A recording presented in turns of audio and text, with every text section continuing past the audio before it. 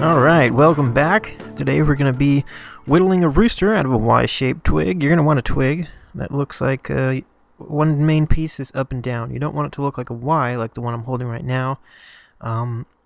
It just won't work as well, and because you want that the body and head to be kind of upright, and it really just doesn't. It's not even like the rooster's looking down, because too much of the body is up above that joint. So it just looks funny if you don't do that. So this is kind of what we're going to be doing. This is how the rooster shape comes out from the profile. And if it's going forward, you don't have that straight up and down, it's just going to be a little funky. So, you've seen twigs your whole life. You throw them away, gather them up by the bag full. But generally for me, when I actually want to do some carvings like this, whittlings, you don't say whittlings. Anyway.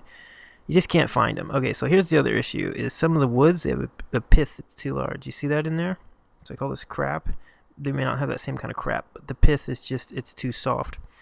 So you want to go for a harder wood, from a fruit tree, maple, birch.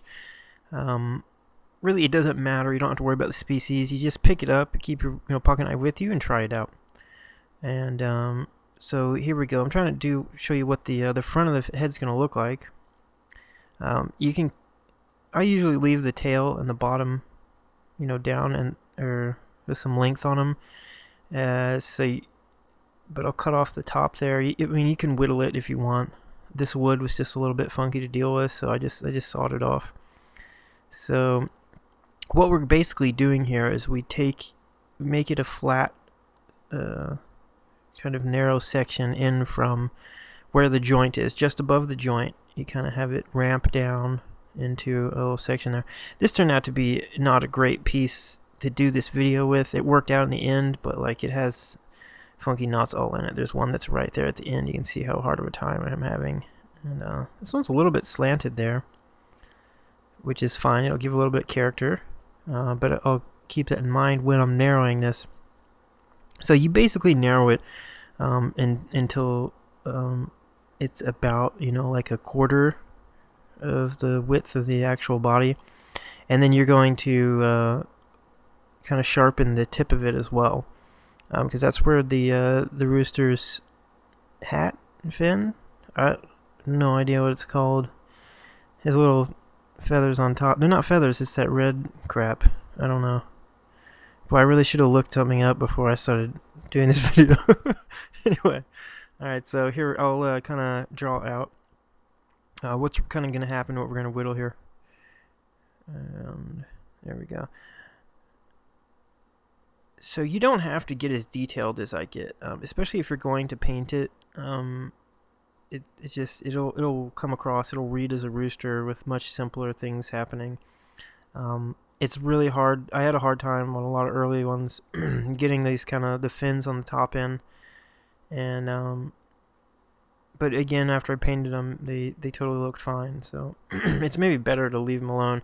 And I would suggest all of these parts, practice them on the twig lower down before you start it, and that'll also give you an idea of what the wood is doing and if it's acceptable or not. It's suggested that for good curling for the feathers on his tail feathers, that you let the wood dry a little bit. It's not completely necessary, but maybe a day or two of drying. And so, okay, doing the fins here, you're going to go in. What I was trying to show there is that you go in from the side. You don't, because some of the cuts you'll have to go with the grain. And you don't want to start that first because they'll split off a big chunk. So you go from the side. And as I was just showing you there, I make a slicing cut. I'll be doing that all throughout this whittling project, because you can't just be pushing into it. Because you'll break the wood. And I want to also mention that usually it's safe to make stop cuts and just push into wood. And on this project, though, with these pieces of wood, the wood can give way and it completely snap in half, and you're going to be driving the knife into your hand or whatever's behind the wood. So you want to be extra careful with that. It's just not something like that you're going to subconsciously be ready for. Even if you've been whittling a long time, your brain grows used to being able to truss thick pieces of wood, and you can just push into them. So anyway, you want to have a really sharp, thin knife. This is a whittling project, so kind of use a pocket knife. It's kind of the classic whittling tool. But also the pocket knives, they're not great for a lot of your regular carving because they're so thin. But that's what makes them good for this project. It's because they are so thin. They do very good slicing, and we're not taking off huge chunks. So we have that fin, and it's basically just as many of those little pointy things you can get in there as you can. And I actually don't do quite as well as I probably could. And then you go down a little bit, and then you're making the cut for his forehead and the top of his beak in one V cut out of there. So I want to bring up Chris Lubkeman, who's really been carrying the torch for the rooster whittling. He's like 5 or 6 books on the topic and other whittling projects. I'd really suggest you check him out and buy one of his books. He's a great guy. He's at a lot of the whittling conventions and Fox Chapel open houses, especially if they're in Pennsylvania or nearby. So there you can see I'm doing the bottom of the beak. And again, just very careful slicing cuts. And on the beak there, you can kind of tilt him a little bit so that he's not just a profile. You make that beak a bit of a cone. And there, okay, just rounding it a little bit. It's not necessary. And you can do these at different sizes. And kind of how much detail and shaping you do depends on the size generally. If it's smaller, you kind of, it's much more basic. So there, what we're carving there right there is his little sack on the rooster, also known as never mind. So I'm taking off the pin marks there. I guess I don't know. I'd put a diagram up, but you'll be able to see finished pictures. I don't want to talk about too many secrets that I've learned from Chris, and I'd really like you guys to go buy one of his books if you're interested in doing this.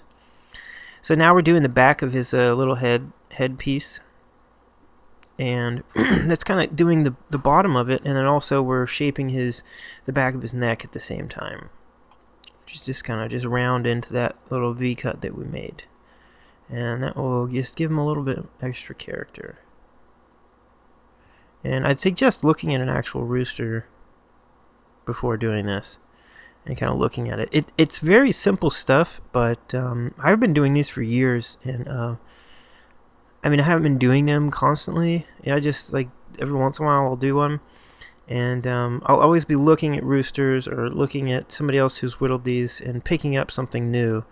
And I can tell, like, my roosters are still very far from some of the masters that do this, especially the tail feathers. And that's another thing, the tail feathers, that you really don't have to worry about, especially if you're painting it.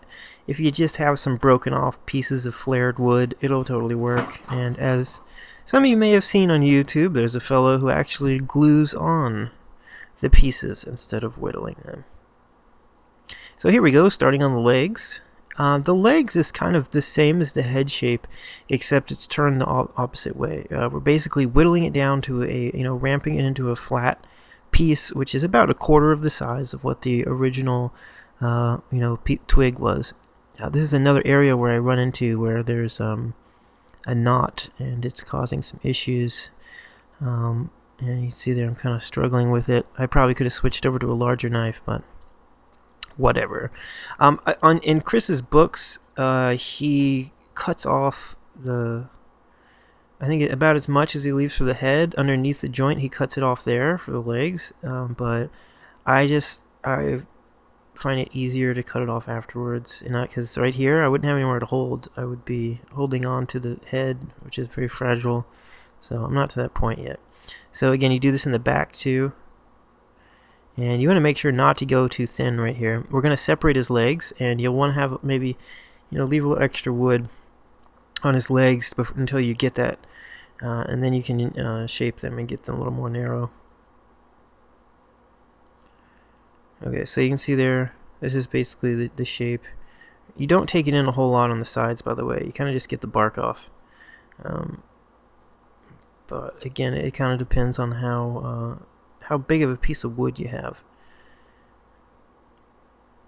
It sometimes can be easier to make a nicer looking one if you have a larger, thicker piece of wood, and then you kind of leave the body thick, and then you whittle the head and legs down to smaller sizes.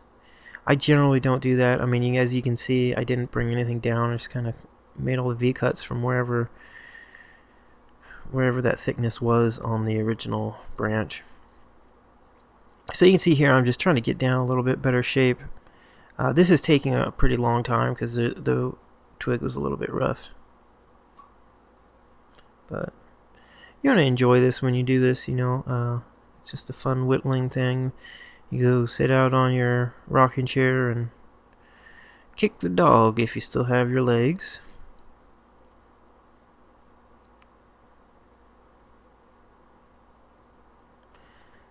So that's about it there. And now we'll start separating his legs. And what you're basically just going to make little V-cuts. And you can see my thumb is behind that there. Probably not real smart. Especially, I don't know. What you're going to run into here generally is that you're going to hit the pith of the twig if you're in the middle. And that will make this removal a lot easier. But again, it will also have a very surprising relaxation of pressure when you're pushing on the knife, and it may go through pretty hard, and hopefully you will not have your hand or anything behind it of value. And you end up kind of having to do some side cuts in there on the top and bottom. Again, it depends on how big it is on something this size. To get a nice separation on the legs, you'll kind of make these oval cuts, and then at the bottom and top you'll stick the knife in there sideways and try to widen it up a little bit. But roosters and chickens, they do have like a puffy part. They have like some feathers on the top of their legs that comes down. And so you can try to describe that a little bit. And they have their feet flare out too, so they kind of, their legs, the overall general shape is they go from wide, they go concave, and then to wide again. You can see there I'm doing some of the sideways cuts. And you want to try to keep it as clean as possible in there. That's one of the reasons why I do those side cuts. It can be tricky sometimes. And if you want, you can use some sandpaper and stick it in there, or a file or something. But just take your time with it. Okay, so let's get to the feathers, the tail feathers. You want to get it as stable as you can. So sometimes you'll use something like a piece of wood like this, but as I realize here, it's not going to work because I had to overcompensate and I tilted the knife. You want to have the knife straight. You can see there that curl went off to the right. It went like a pigtail to the right, and I can straighten it out here. It's no problem. But you want the knife to be straight, because if it's tilted to one side, it will curl the curl out to the wrong side. So it's generally better to have it stable, but for the videotaping, I mean, there's nothing really I can do, so I'm just holding it here and doing my best. And you can see it kind of comes out okay. It really starts to fail after that right there. That one didn't go as well because it didn't curve as much. And really what I should have done is I should have taken that hump down, because I'm creating a divot when I start them, and you should flatten that so that all of them are a similar piece of wood. You want to think about it as you're taking a layer of the grains out and not going cross grain. You're just taking a kind of cross section of grain out. So again, you just kind of do this, and this is one of my better ones really, and much less can still look good and be successful. So don't shy away from that. So what you do at this point is whatever the success is you get your knife back in there and you just start bending them around a little bit. This one was a little bit thick on the top, so I had to kind of get it a little thinner so I could separate it. You can see there it's got a thick spot, so it's not going to curl. It's just not going to happen. So you do the best you can. And sometimes feathers will come out. It's not a big deal. Once you start getting it super clean, you're a master. I'm sure you'll figure out what you need to do when you do lose them. But in a situation like this, I mean, you just kind of are making a broom out of the tail feather there. And I am going to be painting this, so I don't want it to be too messy. You know, I'll take out pieces that are kind of extra chunks. But there you go. There you have it. Whittled rooster out of a Y branch. And I am going to take you through the process of mounting it and painting it. So there he is there. So it's a really fun project. I suggest everybody try it out. And yeah. So what happened here? So now I have to cut him off of his little chunk here.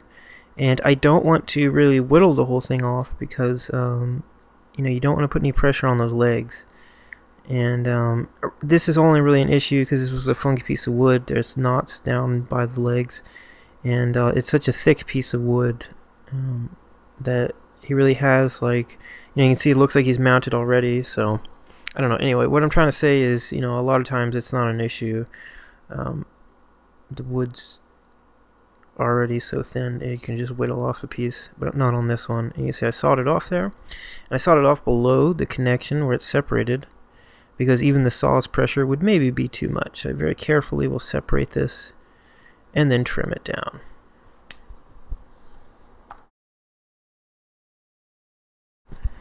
But if the piece that it came out of was big enough, you could just saw that off, and that could be his mount right there.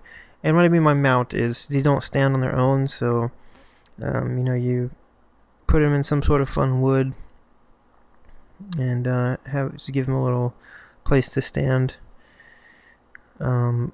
Usually the twig's not going to be thick enough though, and it's hard to make it flat. So what I did was I cut off a piece of this wood, which is kind of some fun bark on it and a ring pattern.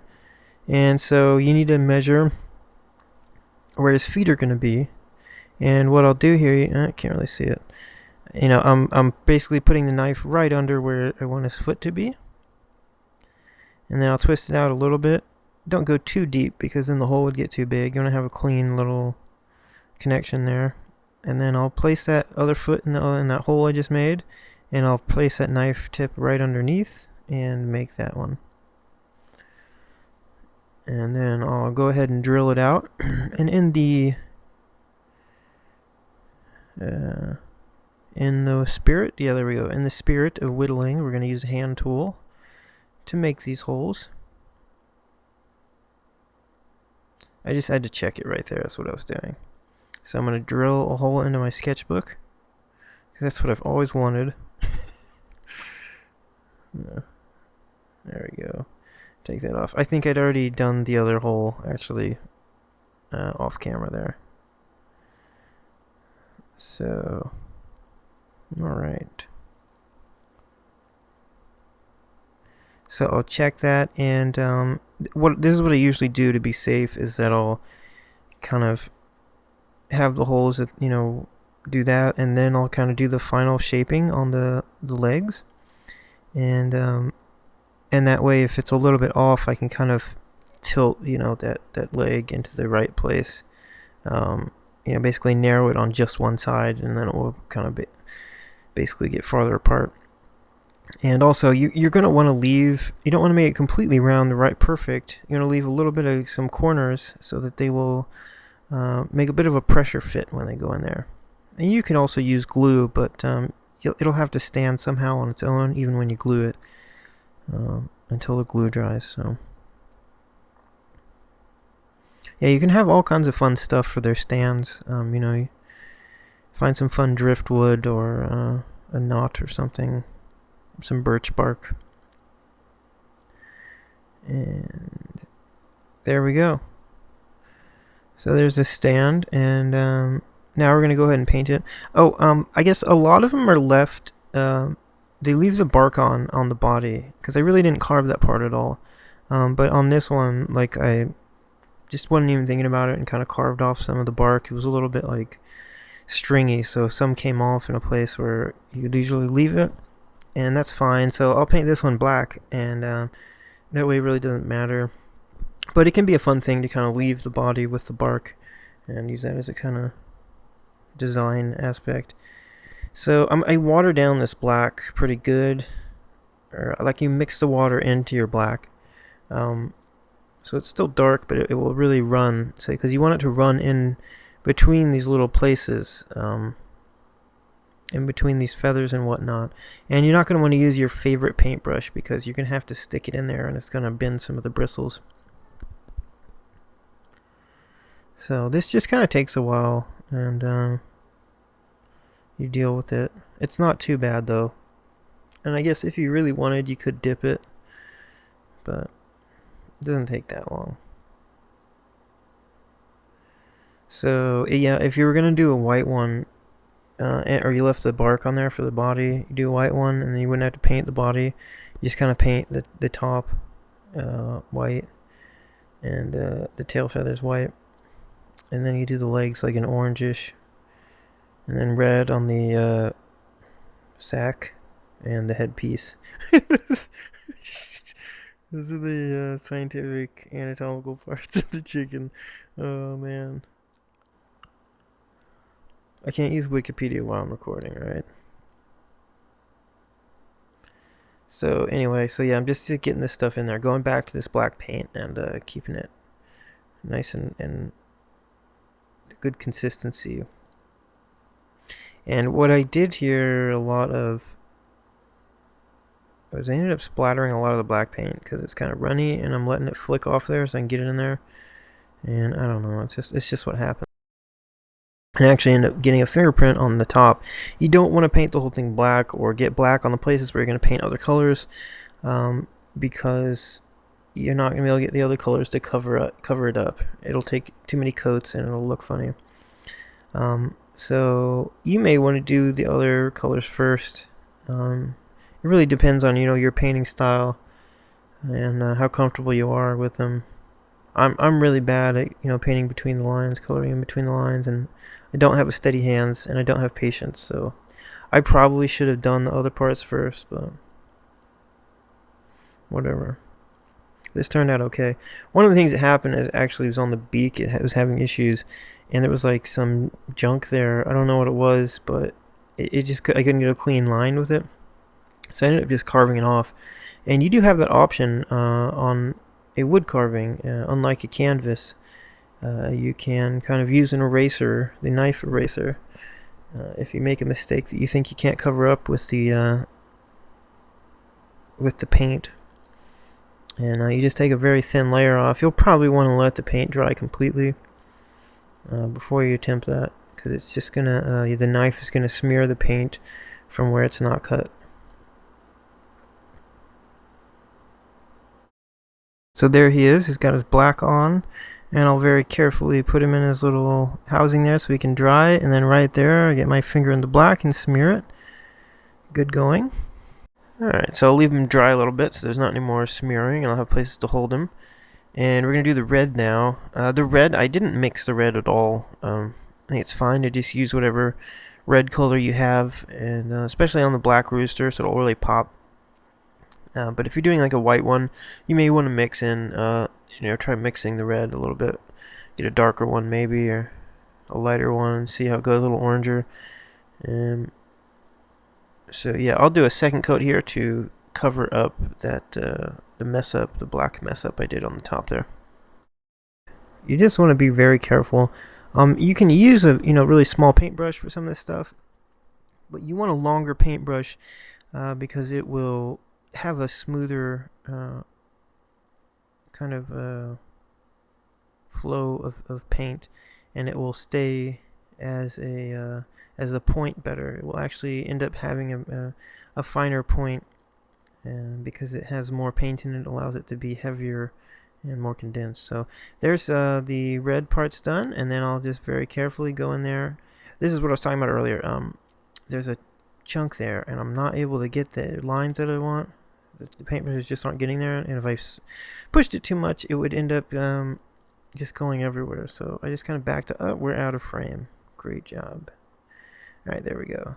So, and like for this, you'll use the shape of the paintbrush to get that point. You're going to go in a little bit. So that's kind of a diamond shape for my profile, what the beak's going to be. And I'm trying to line that up, not have any wood showing, wood color. And get the top there just a little bit. And I'll try again to go over this little messed up spot. You can see it's just not going where I want it to. Okay, and now we're going to do the legs. And this orange is it's a mix of like yellow and ochre or something. You don't want it to be too yellow, and you don't want it to be brown, so try to do a little bit of mixing and experimenting with the colors before you put them on there. The red you can pretty much have straight red, and the black straight black. That orange is you want it to look like that gross orange color that chickens have. I guess all birds kind of have a gross yellowish orange flesh tone. Is that their flesh? No, it's that whatever that material is that covers their legs. Yeah, I'm a bird expert basically. So alright, and now I'll go back and try to put a second coat of red on where there's maybe some issues, a little bit of black there, or the line isn't quite clear. Okay. And also, I had cut off his beak, or not his beak, but on the left there where the beak was messed up. So I'll go ahead and repaint that. You really didn't see on either shot that it was a problem, but I saw it in real life, okay? Yep, and wipe that a little bit. Alright, so now what we're going to do for the eyes is, oh, whoa, I didn't cut it off yet. Okay, and I did it while it was wet. Well, that was stupid. Alright, so this is what I did. I just really carefully took off a little tiny bit. You shouldn't have this issue. Again, I had like little tiny knots all up in the face and the legs, all over this thing, and it caused all kinds of issues. And just the cuts weren't clean where they should have been. So this was a kind of nitpicky thing, but I guess it kind of shows you know you can fix the problem with your paint if you cut it off. And okay, so the last thing to do here is you sharpen a piece of wood or the back of your paintbrush, whatever you want, like this here, just to a tiny little, you can use a toothpick too, I guess, if you have a toothpick handy, and you just want it to be just absolutely tiny. And then you're going to put that a little tiny bit of paint on there, and you can use that for their eyeballs, because there's no reason to mess around with a paintbrush that you could smear. And even with that dab of paint, yeah, you want to be careful with how it touches. You can end up with a blob on there.